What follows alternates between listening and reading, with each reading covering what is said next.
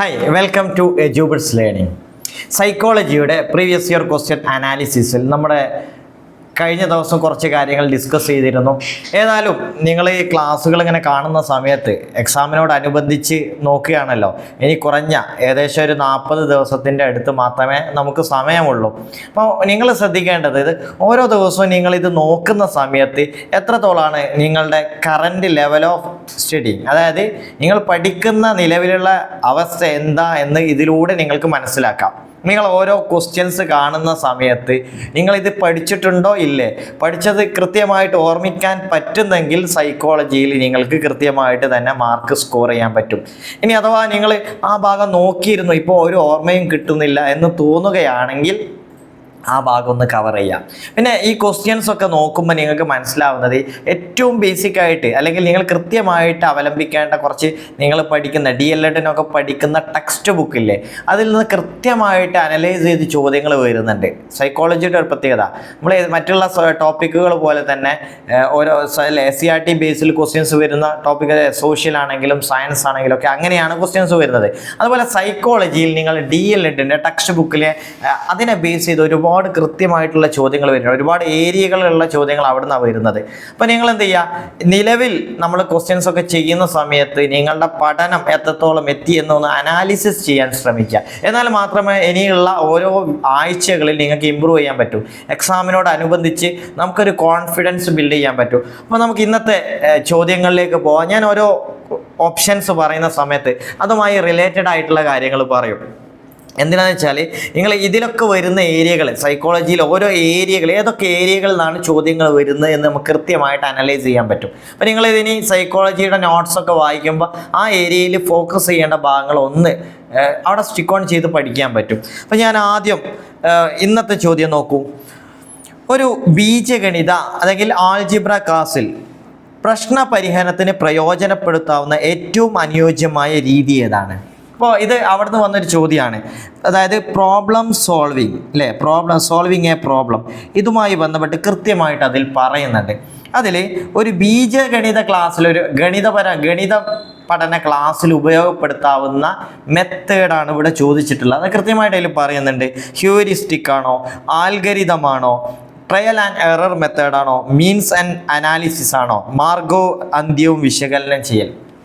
അവിടെ കൃത്യം ഇതിന് ആൻസർ വരുന്നത് ആൽഗോരിതം.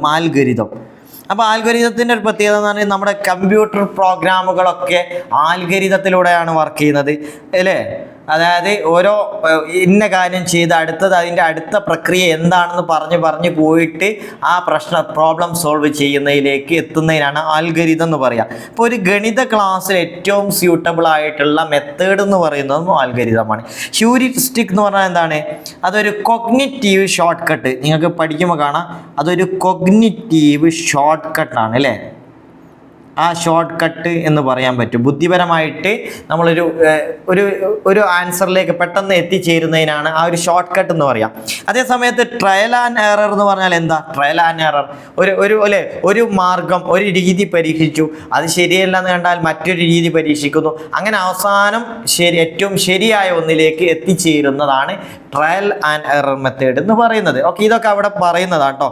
ഇങ്ങനെയുള്ള അതുപോലെ ഇൻസൈറ്റ്ഫുൾ ലേണിംഗ് അല്ലേ, ഉൾക്കാഴ്ച, സമഗ്ര പഠനം, അതും ഇതുമായി ബന്ധപ്പെട്ട് തന്നെയാണ്. അതിൻ്റെ സമഗ്രമായി വീക്ഷിക്കുക എന്നുള്ളത്. ചില കാര്യങ്ങളൊക്കെ ചെറിയ ക്ലാസ്സിലൊക്കെ ഇൻസൈറ്റ്ഫുൾ ലേണിങ്ങിൻ്റെ അതല്ലെങ്കിൽ സമഗ്രത ഈ ഒരു കൺസെപ്റ്റിന് വലിയ പ്രാധാന്യമുണ്ട്. ഉദ്ഗ്രഥന പഠനം എന്നൊക്കെ പറയുന്നില്ലേ. അപ്പം ഇതിൽ നമുക്കറിയാം, ഒരു വിഷയത്തെ ആ ഒരൊറ്റപ്പെട്ട ഒരു ടോപ്പിക്കായിട്ട് പരിഗണിക്കാതെ ആ ഒരു ടോപ്പിക്കിന് നമുക്കറിയാം ചെറിയ ക്ലാസ്സുകളിലൊക്കെ ഇപ്പോൾ സോഷ്യൽ, അതുപോലെ തന്നെ സയൻസ് അല്ലെ, ബയോളജി, കെമിസ്ട്രി, ഫിസിക്സ് എന്ന് വേറിട്ടല്ലാതെ കണക്റ്റഡ് ആയിട്ട് പഠിപ്പിക്കുന്നല്ലേ, അതാണ് അതിൻ്റെ ഒരു പ്രത്യേകത. ഓക്കെ, ഇങ്ങനെ പല മെത്തേഡുകളുണ്ട്. ഞാൻ ഈ പറയുന്ന ഏരിയകൾ നിങ്ങൾക്കറിയാം, സൈക്കോളജിയിൽ ഏത് ഏരിയയാണ് ഈ ക്വസ്റ്റ്യനിലൂടെ നമ്മൾ പഠിക്കേണ്ടത് എന്ന് നിങ്ങൾക്ക് കൃത്യമായിട്ട് മനസ്സിലാവും. ഏതാണ്? പ്രോബ്ലം സോൾവിങ് മെത്തേഡ്, പ്രശ്ന പരിഹരണ രീതിയുമായി ബന്ധപ്പെട്ട ഭാഗമാണ് ഇവിടെ ചോദിച്ചിട്ടുള്ളത്. നെക്സ്റ്റ് നോക്കൂ, തെറ്റായ ജോഡി തിരഞ്ഞെടുക്കുക, ടൈപ്പ് സമീപനം അല്ലേ. അപ്പോൾ മനോവിശകലന സമയം എന്താ? Type approach, psycho analytic approach, humanistic approach, behaviouristic approach. ഇതെന്തുമായി ബന്ധപ്പെട്ടതാണ്? പേഴ്സണാലിറ്റിയുമായി ബന്ധപ്പെട്ട പേഴ്സണാലിറ്റി. അപ്പോൾ നിങ്ങൾ നോക്കൂ, അടുത്ത ടോപ്പിക്ക് വന്നിട്ടുള്ളത് കഴിഞ്ഞ ദിവസം ഇൻ്റലിജൻസുമായി ബന്ധപ്പെട്ട ഒരുപാട് ചോദ്യങ്ങൾ വന്നില്ലേ, അതുപോലെ ചോദിക്കുന്ന ഒരു ഏരിയയാണ് പേഴ്സണാലിറ്റി. ഇവിടുത്തെ ചോദ്യം നോക്കൂ, ഇത് തെറ്റായ ജോഡി, തെറ്റായതാണ് കണ്ടെത്തത്. ടൈപ്പ് ആൽപോർട്ടാണ് കൊടുത്തത്. അതായത് സൈക്കോ അനലറ്റിക് ഫ്രോയിഡാണ്. മാനവികത അതായത് ഹ്യൂമനിസ്റ്റിക് അപ്രോച്ച് വരുന്നത് കാൾ റോജേഴ്സ് ആണ്. അതുപോലെ ബിഹേവിയറിസ്റ്റിക് അപ്രോച്ച് വരുന്നത് BF സ്കിന്നർ. ഏതാണ് കറക്റ്റ് നമുക്ക് പറയാൻ പറ്റും. ഇവിടെ പേഴ്സണാലിറ്റിയുടെ വിഷയത്തിൽ ടൈപ്പ് അപ്രോച്ച് ആൽപോർട്ട് അല്ലേ, ആണോ? അല്ല. ആൽപോർട്ടിൻ്റെ കൺസെപ്റ്റ് എന്താണ്? അത് ട്രൈറ്റ് അപ്രോച്ച് എന്നുള്ളതാണ്. ഈ ട്രൈറ്റുകൾ പറയുമ്പോൾ തന്നെ ട്രൈറ്റുകൾ ഏതൊക്കെയാണെന്നും പഠിക്കണം. ആൽപോർട്ടിൻ്റെ അല്ലേ, കാർഡിനൽ ട്രൈറ്റ്, അതുപോലെ സെൻട്രൽ ട്രൈറ്റ്, സെക്കൻഡറി ട്രൈറ്റ് വളരെ ഇമ്പോർട്ടൻ്റ് ആണ് കേട്ടോ. ഇത് ഈ ക്വസ്റ്റ്യനിൽ ആരാണ് ട്രൈറ്റ് അപ്രോച്ചിൻ്റെ ആൾ എന്നതിൻ്റെ പുറമെ തന്നെ അവരുടെ ഇതിൻ്റെ ഓരോ ട്രൈറ്റുകൾ കൃത്യമായിട്ട് പഠിക്കണം. കാരണം അതൊക്കെ ചോദിക്കുന്നുണ്ട്. അതുപോലെ ടൈപ്പ് അപ്രോച്ചുകൾ നിങ്ങൾ നോക്കി വരണം. അതുപോലെ സൈക്കോ അനലിറ്റിക് അപ്രോച്ചിലാണല്ലേ ഫ്രോയിഡുമായി ബന്ധപ്പെട്ട കാര്യങ്ങൾ കൃത്യമായിട്ട് പഠിക്കേണ്ടതുണ്ട്.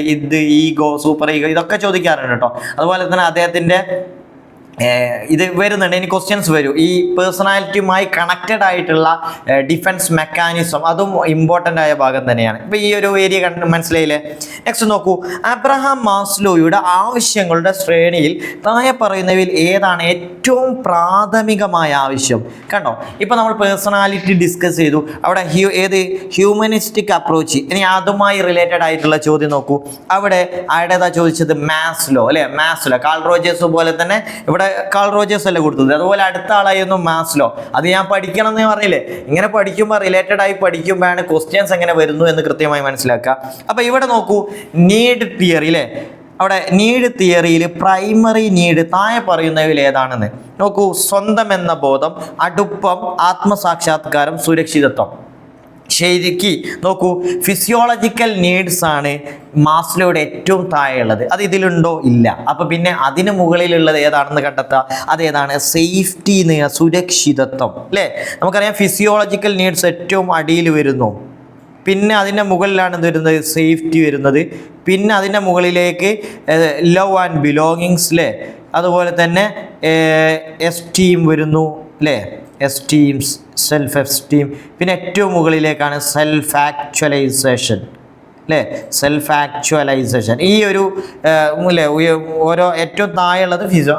പക്ഷേ ഇവിടെ ഓപ്ഷനിൽ ചോദിച്ചിട്ടുള്ളത് സേഫ്റ്റിയാണ്. ആ രീതിയിൽ മനസ്സിലാക്കി വെക്കുക കേട്ടോ. നെക്സ്റ്റ് നോക്കൂ, ഏതാ ക്വസ്റ്റ്യൻ നോക്കൂ. സ്റ്റേൺബർഗിൻ്റെ ട്രയാർക്കി സിദ്ധാന്തത്തിൻ്റെ ഘടകങ്ങളാണ്. ഓക്കെ, ഇവിടെ കണ്ടോ, സ്റ്റേൺബർഗ് ട്രയാർക്കിക് തിയറി ഓഫ് ഇൻ്റലിജൻസുമായി ബന്ധപ്പെട്ട മറ്റൊരു ചോദ്യമാണ്. ഉറപ്പായിട്ടും പഠിക്കേണ്ട ഏരിയകൾ. ഇൻ്റലിജൻസ് തിയറി ഒരിക്കലും ഒഴിവാക്കാതെ കൃത്യമായിട്ട് പഠിച്ചോളൂ കേട്ടോ. ഇതിൽ നോക്കൂ, അതിലേതൊക്കെ ഇൻക്ലൂഡ് ചെയ്തു? Creative intelligence, practical intelligence and next ഏതാണെന്ന്. അപ്പോൾ സർഗാത്മക ബുദ്ധി, എക്സ്പീരിയൻഷ്യൽ ഇൻ്റലിജൻസ് എന്ന് പറയും അല്ലേ. അതുപോലെ തന്നെ പ്രായോഗിക ബുദ്ധി, കോണ്ടക്സ്റ്റൽ ഇൻ്റലിജൻസ് മറ്റൊരു പേരാട്ടോ. ഇത് ഇവിടെ കൊടുത്തിട്ടുള്ളത് ഏതാണ് വരുന്നത്? പ്രാക്ടിക്കൽ എന്ന് പറയുന്നതിന് പുറമെ തന്നെ കോണ്ടക്സ്റ്റൽ അതല്ല സ്ട്രീറ്റ് വൈസ് ഇൻ്റലിജൻസ് എന്ന് പറയാം. സ്ട്രീറ്റ് വൈസ് അല്ലേ ഇൻ്റലിജൻസ് എന്ന് പറയാറുണ്ട്. ഇനി നെക്സ്റ്റ് വരുന്ന ഏതാണെന്നാണ് ചോദിച്ചത്. അത് അനലിറ്റിക്കൽ ഇൻ്റലിജൻസ് ആണോ, ഇമോഷണൽ ഇൻ്റലിജൻസ് ആണോ, ലോജിക്കൽ മാത്തമാറ്റിക്കൽ ഇൻ്റലിജൻസ് ആണോ, സ്പാഷ്യൽ ഇൻ്റലിജൻസ് ആണോ? ഇനി നിങ്ങൾക്ക് ഇത് ആൻസർ കിട്ടിയില്ലെങ്കിൽ ഞാൻ ട്രിക്ക് പറഞ്ഞുതരാം. അതായത് നമ്മൾ ഈ കഴിഞ്ഞ ദിവസം ഡിസ്കസ് ചെയ്തില്ലടാ മൾട്ടിപ്പിൾ ഇൻ്റലിജൻസ്, അത് നിങ്ങൾ പഠിച്ചിട്ടില്ലേ? അപ്പോൾ അത് ഇതിലെല്ലാം നോക്കി, ലോജിക്കൽ മാത്തമാറ്റിക്കൽ ഇൻ്റലിജൻസ് അത് എന്തുമായി ഹവാർഡ് ഗാർഡനറുടെ മൾട്ടിപ്പിൾ ഇൻ്റലിജൻസ് ആണ്. സ്പാഷ്യൽ ഇൻ്റലിജൻസ് നോക്കടാ, ഇത് ആരുടേത്? അതും മൾട്ടിപ്പിൾ ഇൻ്റലിജൻസിലെ കൺസെപ്റ്റാണ്. പിന്നെ ഇമോഷണൽ ഇൻ്റലിജൻസ്, നിങ്ങൾ ഇൻ്റലിജൻസ് പഠിക്കൂലേ, അതിൻ്റെ നെക്സ്റ്റ് ടോപ്പിക്കാണ് അല്ലേ ഇമോഷണൽ ഇൻ്റലിജൻസ്. ഈ ഒരു കൺസെപ്റ്റ് വളരെ ഇമ്പോർട്ടൻ്റ് ആയിട്ടുള്ള ഒരു ഏരിയ ആണ് അതും. അപ്പോൾ ഇതൊക്കെ വേറൊരു കൺസെപ്റ്റാണ്. അങ്ങനെയാണെങ്കിൽ ഏതാണ്? അനലറ്റിക്കൽ ഇൻ്റലിജൻസ്, വിശകലനാത്മക ബുദ്ധി. ഇനി ഓപ്ഷനിൽ നിന്ന് ചോദിക്കാറുള്ള ചോദ്യങ്ങൾ ഞാൻ പറയുന്നത്. ഇമോഷണൽ ഇൻ്റലിജൻസ് വരാറുണ്ട്. ഇതുമായി ആരാണ് ഇമോഷണൽ ഇൻ്റലിജൻസ് കൊണ്ട്? പീറ്റർ സലവേ പീറ്റർ സലേവയുടെ പേര് ഇമ്പോർട്ടൻ്റ് ആണ്. അതുപോലെ തന്നെ അത് അവരാണ് കൊണ്ടുവന്നതെങ്കിലും ആരുണ്ട് അതിൽ, നമ്മൾ ഫേമസ് ആക്കിയത്, പോപ്പുലറൈസ് ചെയ്തത് ആരാണ്? ഗോൾമാൻ അല്ലെ, ഡാനിയൽ ഗോൾമാൻ്റെ ഓക്കെ. ഈ ഡാനിയൽ ഗോൾമാൻ്റെ പുസ്തകത്തിൻ്റെ പേരാണ് എന്ത്? Emotional intelligence. ഈ പേര് തന്നെ ഇമോഷണൽ ഇൻ്റലിജൻസ്. ഓക്കെ. അതുപോലെ അതിൻ്റെ ഭാഗമായിട്ടാണ് EQ. ആദ്യകാലങ്ങളിൽ ജീവിത വിജയത്തിന് IQവിൻ്റെ അല്ലേ പല ഇൻ്റർപേഴ്സണൽ ഇൻ്റലിജൻസ് ഒക്കെ ഇമ്പോർട്ടൻ്റ് ആണെന്ന് പറഞ്ഞിരുന്നു. പക്ഷേ ഇപ്പോൾ ഏതാണ് ഇല്ലേ, ഇൻട്രാ പേഴ്സണൽ ഇൻ്റലിജൻസ് ഒക്കെ അത്യാവശ്യമാണ്, ജീവിത വിജയത്തിന് ആവശ്യമാണ്. പക്ഷെ അതിൽ നിന്ന് മാറി ഇമോഷണൽ ഇൻ്റലിജൻസാണ് വേണ്ടതെന്ന് പിന്നീട് തിരുത്തി പറയുകയുണ്ടായി. സോ ഇമോഷണൽ ഇൻ്റലിജൻസ് കൃത്യമായിട്ട് നോക്കുക. അതുപോലെ നമുക്ക് മൾട്ടിപ്പിൾ ഇൻ്റലിജൻസ് കണ്ടില്ലേ, അത് റിപ്പീറ്റഡ് ആയി വരും. ഒരു ചോദ്യം അത് പഠിച്ചു വെച്ചാൽ പല ചോദ്യങ്ങൾക്ക് ഉത്തരം എഴുതാൻ പറ്റും. നെക്സ്റ്റ് നോക്കൂ, താഴെ പറയുന്നതിൽ വികാസപരമായ വൈകല്യത്തിന് ഉദാഹരണം, അതായത് ഡെവലപ്മെൻ്റൽ ഡിസാബിലിറ്റി ഏതാണ്? ഓട്ടിസം, മെൻ്റലി ചാലഞ്ചഡ് ചിൽഡ്രൻ, അതുപോലെ തന്നെ സ്കോളസ്റ്റിക് ബാക്ക്ഗ്രൗണ്ട്, സ്ലോ ലേണർ. ഏതാ വരുന്നത്? അതേതാണ്? മെൻ്റലി ചാലഞ്ചഡ് ചിൽഡ്രൻ, മാനസിക വെല്ലുവിളി നേരിടുന്ന കുട്ടികളാണ്. ഓക്കെ, അവരാണ്. നെക്സ്റ്റ് ടോപ്പിക്ക് നോക്കൂ, പിന്നോക്കക്കാർ, അതായത് ഇൻക്ലൂസീവ് എഡ്യൂക്കേഷനുമായി ബന്ധപ്പെട്ട കുറേ കാര്യങ്ങൾ ചോദിക്കാറുണ്ട്. അതുപോലെ തന്നെ ഇൻഡിവിജ്വൽ ഡിഫറൻസിനെ കുറിച്ചുള്ള ചോദ്യങ്ങൾ, അത് ആ ഏരിയയിൽ നിന്ന് വരുന്ന ചോദ്യങ്ങളാട്ടോ. നോക്കൂ, ബാക്ക്വേർഡ് ചിൽഡ്രൻ എന്ന് പറയുന്നത് ആരാണ്? മന്ദപഠിത, slow learners, children with IQ level 90 to 110 അല്ലേ, 110. അതുപോലെ തന്നെ മെൻ്റലി സിക്ക് ആയിട്ടുള്ള കുട്ടികൾ, മാനസിക രോഗമുള്ളവർ, അതുപോലെ തന്നെ ഓൾ ഓഫ് ദി എബോവ്. അപ്പോൾ ഇവിടെ നമ്മൾ പറയുന്ന ബാക്ക്വേർഡ് ചിൽഡ്രൻ എന്ന് പറയുന്ന ആരെക്കുറിച്ചാണ്? സ്ലോ ലേണേഴ്സിനെ കുറിച്ചാണ്, മന്ദപഠിതാക്കളെ കുറിച്ചാണ്. ഇവിടെ ഈ ലെവൽ, ഈ ഒരു ക്വസ്റ്റ്യൻസും ചിലപ്പോൾ അതുമായി ബന്ധപ്പെട്ട് ചോദിക്കും കേട്ടോ. അതായത് 90 മുതൽ 110 വരെ ശരാശരി എന്ന് പറയാം, ആവറേജ് ചിൽഡ്രൻ എന്നാണ് പറയുക കേട്ടോ. ഓക്കെ, അത് നമ്മൾ മനസ്സിലാക്കി. അതിന് മുകളിലേക്ക് പോയാൽ 110 മുകളിലേക്ക് പോയാൽ നമുക്ക് എന്താ പറയുക? ഗിഫ്റ്റഡ് ചിൽഡ്രൻ എന്ന് പറയാം. ഗിഫ്റ്റഡ് അല്ലേ. അതിൻ്റെ മുകളിലേക്കാണ് അങ്ങനെയുള്ള ചിൽഡ്രൻ വരുന്നത്. 110 130 മുകളിലാണ് കേട്ടോ. 130 മുകളിലാണ് എന്ത്? ഗിഫ്റ്റഡ് ചിൽഡ്രൻ എന്ന് പറയുന്നത്. ഓക്കെ, ഇനി ശരാശരി താഴോട്ട് പോകുന്നതിനനുസരിച്ച് ഇത് ലെവൽ മാറുന്നു. ഈ കാര്യങ്ങളൊന്ന് പഠിച്ചു വെക്കാം. നെക്സ്റ്റ് നോക്കൂ, മാനസിക സംഘർഷമുള്ളപ്പോൾ ഒരു വ്യക്തി കുട്ടികൾ സംസാരിക്കുന്നത് പോലെ സംസാരിക്കുന്നു. Baby talk. ഫ്രോയിഡിൻ്റെ അഭിപ്രായത്തിൽ ഏത് തരം സമായോജന തന്നെ. അപ്പോൾ നമ്മൾ പറഞ്ഞില്ലേ, പേഴ്സണാലിറ്റിയുമായി റിലേറ്റഡ് ആയിട്ട് നമുക്കറിയാം ഫ്രോയിഡിൻ്റെ സൈക്കോ അനലിറ്റിക്കൽ അപ്രോച്ച് പറയുന്നുണ്ട്. അവിടെ ഡിഫെൻസ് മെക്കാനിസം പറയുന്നുണ്ട്. ലൈഫുമായിട്ട് അഡ്ജസ്റ്റ് ചെയ്യാൻ ആളുകൾ ശ്രമിക്കും. അതല്ലെങ്കിൽ ഈ സമായോജനം നടക്കുന്നില്ലെങ്കിൽ മാൽ അഡ്ജസ്റ്റ്മെൻറ്റ് വരും. അതിൻ്റെ ഭാഗമായിട്ട് കുറേ ഡിഫെൻസ് മെക്കാനിസം പറയുന്നുണ്ട്. അതിൽ കുട്ടികൾ ബേബി ടോക്ക് സംസാരിക്കുന്നു അല്ലെ, മാനസിക സംഘർഷമുള്ളപ്പോൾ. അത് ഏതിൽ വരുന്നതാണ്? ദമനം, റിപ്രഷനാണോ, റിഗ്രഷനാണോ, യുക്തീകരണം, അതല്ലെങ്കിൽ റാഷണലൈസേഷൻ ആണോ, സബ്ലിമേഷൻ ആണോ എന്നുള്ളതാണ് ചോദ്യം വരുന്നത്. അപ്പോൾ ഏതാണ് ഇതിൻ്റെ ആൻസർ വരുന്നത്? നമുക്കറിയാം, അത് റിഗ്രഷനാണ്, പശ്ചാത്ഗമനം അല്ലേ. കുട്ടികൾ മാതാപിതാക്കളുടെ സ്നേഹം കിട്ടാൻ വേണ്ടി കുട്ടികളെ പോലെ സംസാരിക്കുക, അങ്ങനെ പെരുമാറുന്നതിന് പറയുന്ന പേരാണെന്ത്? റിഗ്രഷൻ എന്ന് പറഞ്ഞാൽ. റിപ്രഷൻ, ദമനം എന്ന് പറഞ്ഞാൽ ആളുകൾ അവരുടെ കാര്യങ്ങൾ മനസ്സിൽ അല്ലേ മറച്ചു വെക്കുക, അല്ലെങ്കിൽ അമർത്തി ദുഃഖങ്ങളൊക്കെ പലപ്പോഴും പല ദുഃഖങ്ങളും നമ്മൾ മനസ്സിൽ ദമനം ചെയ്യുമ്പോഴാണ് നമുക്ക് സ്വാഭാവികമായിട്ട് ജീവിക്കാൻ പറ്റും. അത് ഓർത്തെടുക്കുമ്പോൾ വീണ്ടും സങ്കടം വരും.